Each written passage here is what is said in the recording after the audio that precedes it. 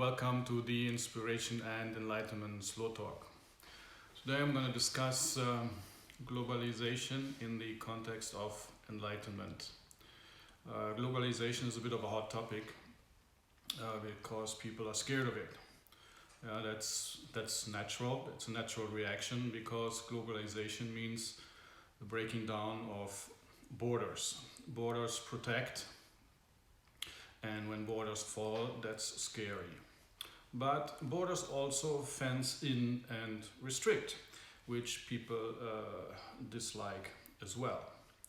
So admitted, there's a bit of a ambivalent reaction here. Yeah, we like to travel to other countries and see if it's greener on the other side of the border, and we're curious how people live there. But when one of these people move in next doors, yeah, we get a bit worried.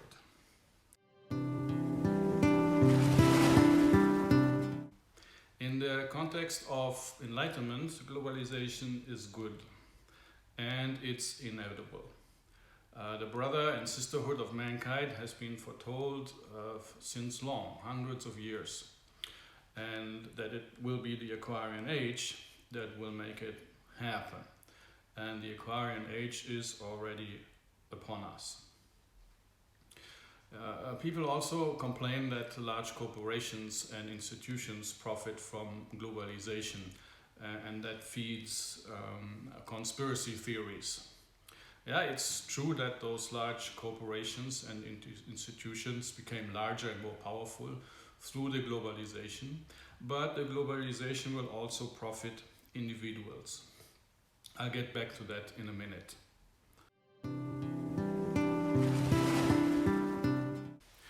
We are immortal souls who have planetary experiences.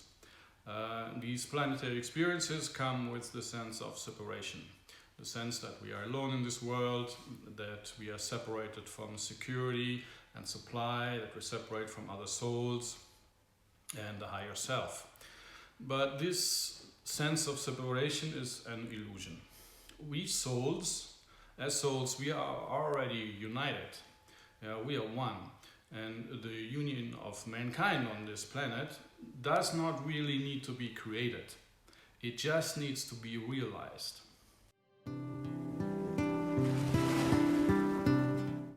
The sense of separation produces fear, which produces anger, which produces violence. When people talk about stopping globalization and the dissolution of borders, that's fear talking. And it's the same thing if people talk about the need to build walls. Same if people engage in the polarization of opinions and societies.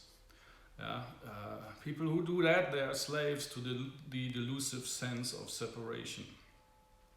The US just experienced 4 years of that, fighting against the unity of mankind, fighting against love, fighting against peace.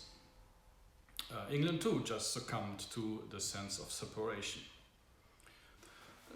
Of course, there are also corporations and institutions that profit from borders, because those borders protect their monopolies.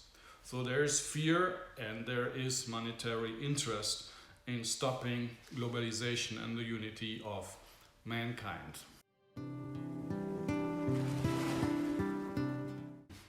In the context of enlightenment, globalization and the unity of mankind is unstoppable. But we can help to ease the transition from the sense of separation and violence to unity and peace. For that reason, it is important to understand that globalization has 2 phases, and only the first phase is scary. Currently, we are in that first phase, the breaking down of borders. The affairs of all people on this planet, they mix and mesh beyond our traditional borders. And the internet has established itself as a global network that connects all people, provides free knowledge and intelligence, as well as communication. Ownership of knowledge is almost a thing of the past. Countries depend on each other more than ever. A market crash in New York affects all economies within days. Same like a market crash in Shanghai. A virus shows up in China, and 3 months later, the entire planet is sick. Yeah, and hence, wars are getting more and more difficult to fight.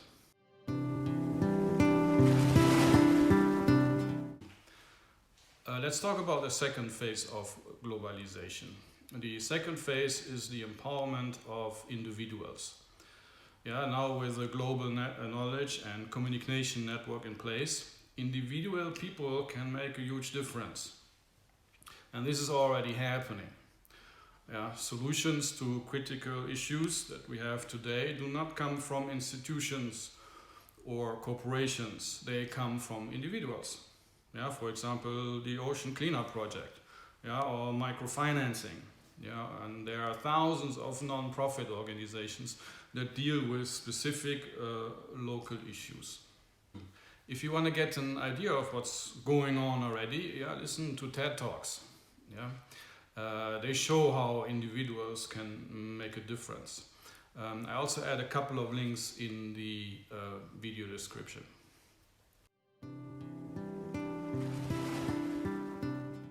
The empowerment of individuals by the Global Information and Communication Network will be a game changer.